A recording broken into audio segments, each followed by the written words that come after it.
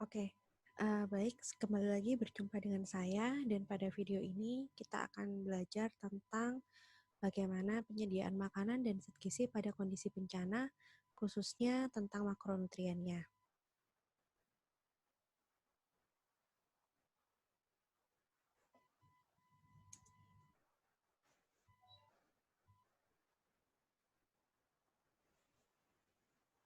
Nah, jadi ketika kita mengalami kondisi bencana, maka yang diperlukan adalah menyediakan makanan yang adekuat dan yang aman, sehingga dapat memenuhi kebutuhan gizi semua populasi terdampak, baik dari sisi jumlah, kualitas, ataupun keamanannya.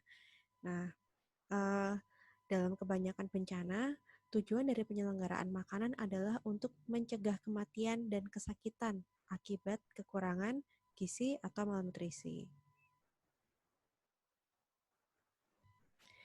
Nah, untuk memastikan bahwa semua kelompok terdampak itu mendapatkan gizi sesuai dengan kebutuhannya, maka kita perlu menghitung kebutuhan energi dan zat gizi yang akan kita berikan lewat ransum makanan bencana tersebut. Kebutuhan energi ini harus memenuhi beberapa kriteria. Yang pertama, kebutuhan energi harus memenuhi kebutuhan dari pengeluaran dari setiap nutriennya. Kemudian harus memperhatikan interaksi antara zat gizi di dalam dietnya. Terus harus diperhatikan juga bagaimana kondisi lingkungannya, apakah memungkinkan untuk menyediakan makanan yang sesuai dengan kebutuhan energi yang diperlukan. Kemudian makanan yang kita susun harus dapat memaintain atau menjaga ukuran tubuh kita, pertumbuhan, kehamilan maupun laktasi. Jadi harus mampu mengakomodir baik itu kebutuhan untuk pertumbuhan, hamil, menyusui, maupun kebutuhan pada kondisi dewasa normal, serta mampu eh, mengakomodir kebutuhan gizi akibat aktivitas yang misalnya eh, memang dibutuhkan untuk eh, mendukung seseorang untuk menjaga perekonomiannya maupun akibat adanya tuntutan sosial yang menyebabkan seseorang harus beraktivitas pada kondisi bencana. Nah, untuk mengakomodir semua itu, FAO itu membuat suatu satuan yang disebut dengan food ration. Jadi food ration ini adalah salah satu petunjuk ketika dalam kondisi bencana itu sebaiknya kita memberikan energi dan zat gizi yang seperti apa dan seberapa banyak. Kenapa dibuat food ration ini? Itu adalah untuk memudahkan perencanaan kebutuhan gizi pada suatu populasi. Karena kalau kondisi bencana kita nggak mungkin mengukur kebutuhan gizi individu satu persatu. Tapi kita harus mengukur seberapa banyak sih kebutuhan energi yang sudah pasti bisa mengcover semuanya, minimal sampai batas yang adekuat gitu ya. Nah, oleh karena itu ditentukanlah yang namanya food ration ini. Jadi food ration ini adalah satuan energi dan zat gizi yang dihitung berdasarkan rata-rata asupan per kapita. Ditentukan sebesar 2.100 kilokalori dan 46 gram protein untuk satu individu. Tetapi pada setting di Indonesia, Badan Penanggulangan Bencana di Indonesia merekomendasikan protein 50 gram gitu. Jadi lebih tinggi dari anjuran food ration tadi. Tapi energinya sama-sama 2.100. Nah, ketika kita sudah tahu seberapa banyak kebutuhan dasar dari suatu populasi yang terdampak bencana, tahap selanjutnya adalah kita menghitung apakah populasi bencana tersebut itu perlu mendapatkan tambahan energi atau protein, yang hal itu dapat terjadi pada beberapa kondisi. Nah, sebelum masuk ke sana, mungkin kita bahas dulu kenapa kok akhirnya WHO dan FAO ini menetapkan satuan 2100 sebagai food ration atau standar dari kebutuhan energi pada kondisi bencana.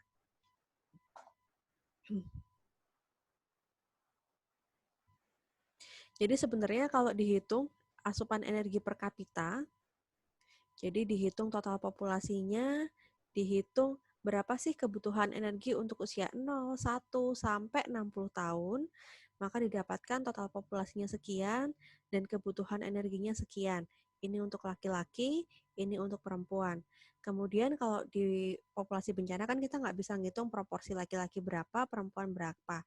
Maka populasi itu nanti kita rata-ratakan kembali sehingga didapatkan hasil bahwa untuk mengakomodir semua populasi yang ada dari segala kalangan dari usia 0 sampai usia lansia sampai yang hamil dan menyusui itu dibutuhkan setidaknya 2080 kilokalori. Yang akhirnya hasil ini akan dibulatkan menjadi 2100 kilokalori per orang.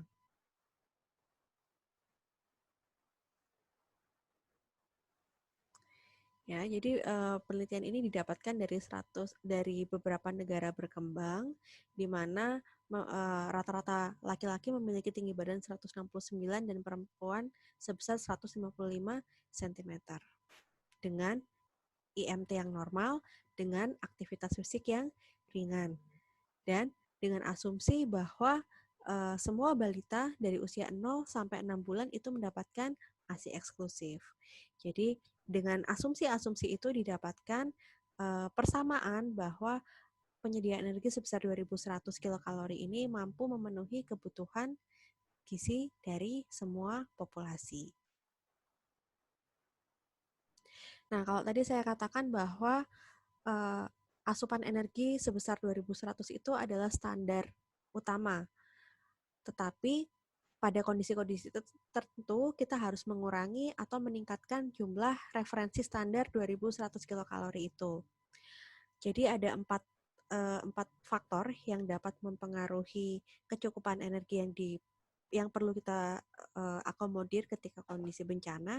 Yang pertama adalah temperatur, kemudian ada kebutuhan atau status gizi dari populasi terdampak, terus distribusi demografi, serta physical activity. Nanti kita bahas di belakang. Nah, setelah kita menentukan berapa kebutuhan energi berdasarkan faktor-faktor yang mempengaruhinya, langkah kedua, kita harus memilih makanan apa yang tersedia dan yang perlu kita pilih untuk dapat menjadi sumber energi, protein, lemak, maupun mikronutrien dari populasi yang terdampak bencana. Baru nanti ketiga, setelah kita menyusun, kita bisa membuat rencana monitoring dan evaluasi dari apa yang sudah kita rencanakan tadi. Gitu ya. Akhirnya kalau satu populasi kekurangan, kita bisa mengukur ulang seberapa sih kebutuhan real populasi, dan apabila situasinya sudah kondusif, sudah tidak dalam tahap awal bencana, maka kita bisa menghitung status gizi dari suatu kelompok, kita bisa menghitung populasi dan penyebarannya sehingga kita bisa menyediakan atau menyesuaikan kebutuhan energi dan protein khususnya dari food ration yang akan kita berikan kepada populasi terdampak. Ini tadi sudah saya sebutkan. Nah, jadi faktor pertama yang akan mempengaruhi kebutuhan energi pada populasi terdampak itu adalah temperatur lingkungan. Semakin rendah suhu atau temperatur di mana tempat bencana itu terjadi, maka semakin tinggi kebutuhan energi dari populasi itu. Ya, jadi semakin dingin, kebutuhan energinya harus ditambah. Sedingin apa? Kalau bencana itu terjadi pada suatu area yang memiliki suhu di bawah min 15, maka kita harus menambahkan 100 kilokalori dari nilai 2100 tadi. Nah, nilai ini akan bertambah lagi per 100 kalori setiap penurunan 5 derajat Celcius. Jadi setiap penurunan 5 derajat Celcius kita harus menambahkan 100 kilokalori pada energi food ration-nya. Misal, suatu daerah terkena bencana, suhunya 13 derajat Celcius. Sedangkan dari food ration kita ketahui bahwa standarnya dia dapat 2100. Cuman karena bencana itu terjadi pada suhu di mana suhu lingkungannya 13 derajat, maka kita harus menambahkan 100 kilokalori karena berkisar antara 10 sampai 15 ini tambah 100. Jadi kita berikan energi sebesar 2200 kilokalori. Nah, pertimbangan yang kedua adalah status gizi serta kesehatan populasi. Jadi kebutuhan energi akan meningkat selama masa rehabilitasi gizi, terutama apabila bencana itu adalah bencana penyakit yang menyebabkan populasi terdampak itu membutuhkan zat gizi yang lebih dibandingkan populasi yang sehat. Beda kan kalau misalnya bencananya terjadi pada kelompok yang sehat, tiba-tiba gunung meletus. Nah, itu mungkin nggak perlu penambahan energi. Tapi kalau bencananya dalam bentuk wabah penyakit yang menyebabkan kesakitan yang parah, maka kita harus menyesuaikan kebutuhan energi dengan meningkatkan energi sebesar 100 hingga 200 kilokalori, tergantung dari status gizi masyarakatnya. Jadi kita akan meningkatkan sebesar 100 sampai 200 kilokalori jika kelompok yang terdampak tidak mendapatkan suplai makanan dalam jangka waktu yang lama. Misal bencana terjadi pada area yang tertutup, sehingga makanan baru sampai 3 hari kemudian atau seminggu kemudian. Maka kita harus tambahkan energinya sebesar 1000 sampai 200, 100 sampai 200 dari food ration-nya. Kemudian bencana dengan wabah epidemik. Jadi kalau misalnya ada wabah, kita harus tambahkan 100 hingga 200 kilokalori dari food ration-nya. Kemudian, apabila banyak kejadian malnutrisi pada remaja maupun dewasa di populasi terdampak. Jadi kalau populasinya banyak yang kurus-kurus, kita dapat memberikan tambahan 100 hingga 200 kilokalori.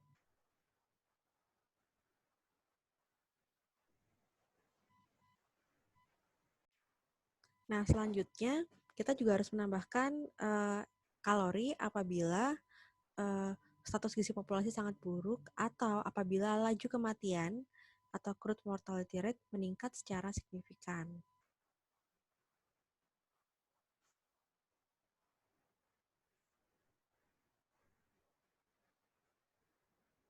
Nah, faktor yang ketiga yang mempengaruhi kebutuhan energi pada kondisi bencana adalah kondisi demografis.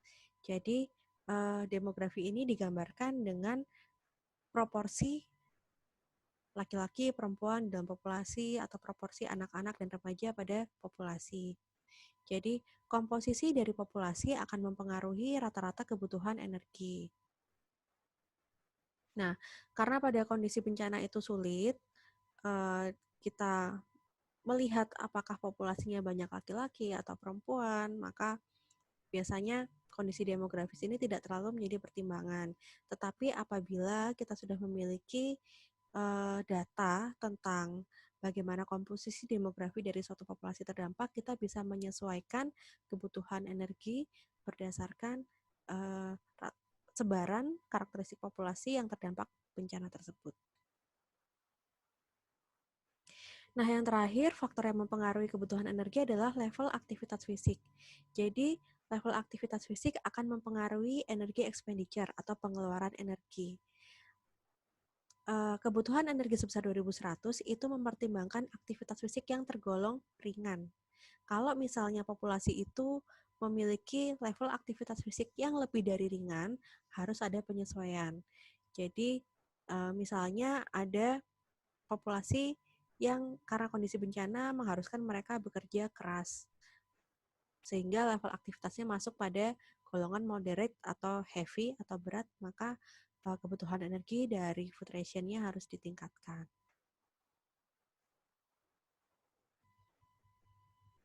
Nah, setelah kita menentukan seberapa besar kebutuhan energi yang kita perlukan untuk suatu populasi terdampak, langkah selanjutnya adalah menentukan kebutuhan makronutrien, yaitu protein, lemak, dan karbohidrat.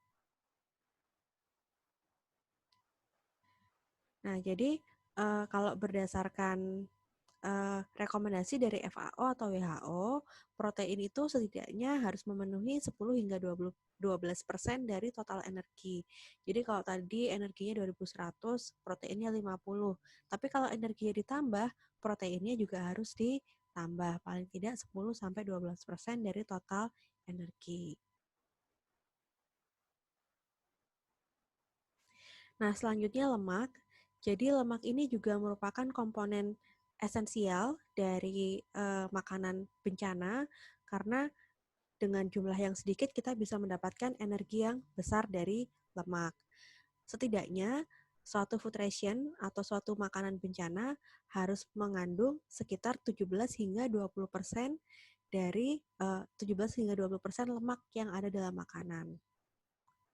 Nah, apabila ada program pemberian makanan tambahan, terutama untuk anak yang berusia kurang dari 2 tahun, kita harus berikan lemak sekitar 30 hingga 40% dari kebutuhan energinya. Sedangkan untuk wanita hamil dan menyusui, lemak minimal minimal mengandung makanan yang kita butuhkan minimal mengandung 20% energi dari lemak. Namun demikian, walaupun kita membutuhkan lemak, kita juga harus perhatikan jenisnya. Jadi, asupan lemak jenuh itu juga harus dibatasi, tidak boleh lebih dari 10% dari total energi. Nah, karbohidrat dihitung dari sisanya, sisa kebutuhan protein dan lemak. Ini adalah contoh makanan yang sering digunakan dalam kondisi bencana dan seberapa besar kandungan energi dari setiap makanan serta kandungan protein dan lemaknya. Jadi misal kita mau buat suatu food ration nih, kita mau pilih apa? Misalnya kita mau pakai nasi, satu porsi nasi energinya 360, proteinnya 7, lemaknya 0,5. Berarti kita butuh berapa banyak nasi, kemudian berapa banyak mungkin daging kaleng, ikan asin, atau mungkin susu, dan lain sebagainya. Nah, ini sebagai contoh, ini adalah contoh suatu susunan makanan bencana dengan memperhatikan kecukupan energi, protein, dan lemak. Nah, bisa dilihat di sini, dia memilih sereal sebesar 400 gram, kemudian ada biji-bijian 60 gram, ada lemak yang sudah ada minyak yang sudah difortifikasi vitamin A, kemudian ada makanan campuran yang sudah terfortifikasi, ada garam dan ada garam beriodium. Dengan makanan seperti ini, dengan komposisi seperti ini, maka kita akan mendapatkan makanan dengan nilai energi 2113 yang mengandung 11% protein serta 18% lemak. Jadi sudah masuk rekomendasinya. Atau kita bisa pilih, misalnya kita pilih jumlah contoh keempat, di mana kita menyediakan 400 gram sereal, 60 gram biji-bijian, 30 gram lemak, 30 gram ikan atau daging, dan 40 gram makanan olahan yang sudah terfortifikasi serta ada garam beriodium. Di sini kita bisa mendapatkan energi hingga 2150 dengan protein 10% dan lemak 17%. Ya, jadi kita tinggal mix and match untuk mendapatkan kadar energi, protein, dan lemak sesuai dengan rekomendasi yang sudah kita hitung sebelumnya dari dasar food ration tadi. Nah, selanjutnya mikronutrien.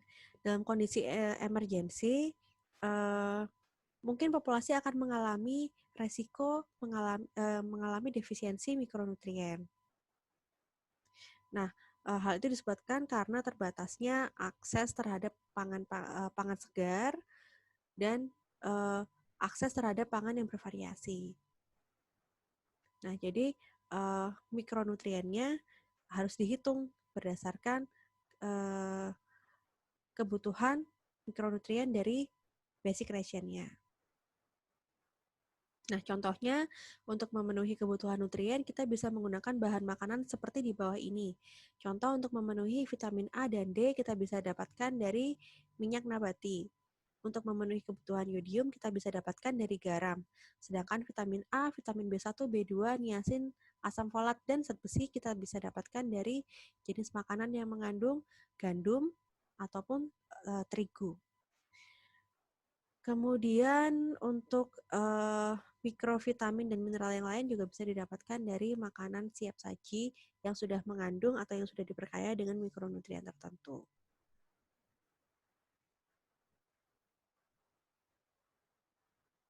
Nah, ini adalah respon atau pilihan respon yang bisa dipilih untuk mendapatkan kandungan mikronutrien yang adekuat dari food ration atau makanan bencana yang kita berikan. Yang pertama, kita bisa menambahkan makanan yang mengandung atau bahan makanan yang sudah terfortifikasi dengan mikronutrien. Kemudian langkah yang kedua, kita bisa mempromosikan penyelenggaraan makanan dengan pengadaan buah dan sayur yang segar. Atau kita bisa melakukan proses-proses persiapan makanan atau pengolahan makanan yang ditujukan untuk meningkatkan kandungan mikronutriennya, seperti misalnya fermentasi, perkecambahan, atau kita bisa menyediakan biji-bijian yang kita kecambahkan untuk memenuhi kebutuhan zat gizi. Atau kita bisa menyediakan makanan segar dalam ransum makanan yang kita berikan.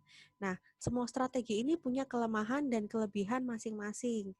Kapan kita pilih strategi yang mana itu tergantung pada kondisi bencananya, mana yang paling sesuai dan mana yang paling mudah dilakukan pada kondisi bencana yang sedang dialami oleh suatu populasi. Ini selanjutnya bisa dibaca juga.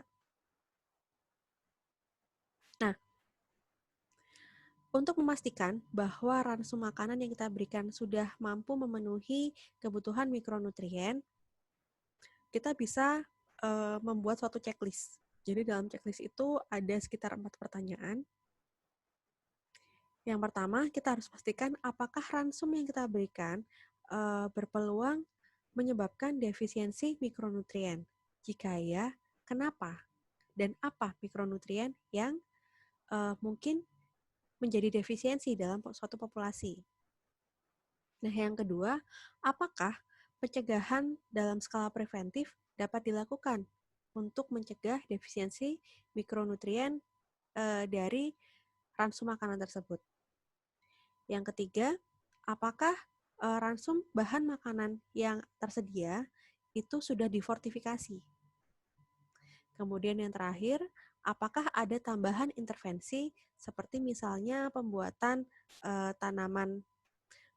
halaman yang menanam makanan yang bisa diolah, apakah ada upaya promosi kesehatan atau ada pengobatan cacing dan lain sebagainya yang memang sesuai dan visible atau dapat dilakukan. Nah, jika tidak ada, maka yang akan kita berikan adalah memberikan suplementasi mikronutrien. Karena seperti kita tahu, makanan yang ada dalam kondisi bencana itu biasanya terbatas. Sehingga pasti akan membawa dampak walaupun energi dan protein ini bisa terpenuhi, namun mikronutrien dapat kekurangan. Nah, untuk hal ini, apabila makanan yang kita berikan atau kondisi lingkungannya tidak memungkinkan untuk membuat kita dapat menyediakan makanan yang mengandung cukup makro dan mikronutrien, maka kita akan memberikan suplemen.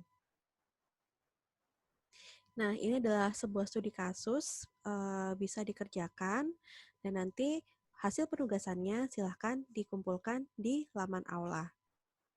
Terima kasih.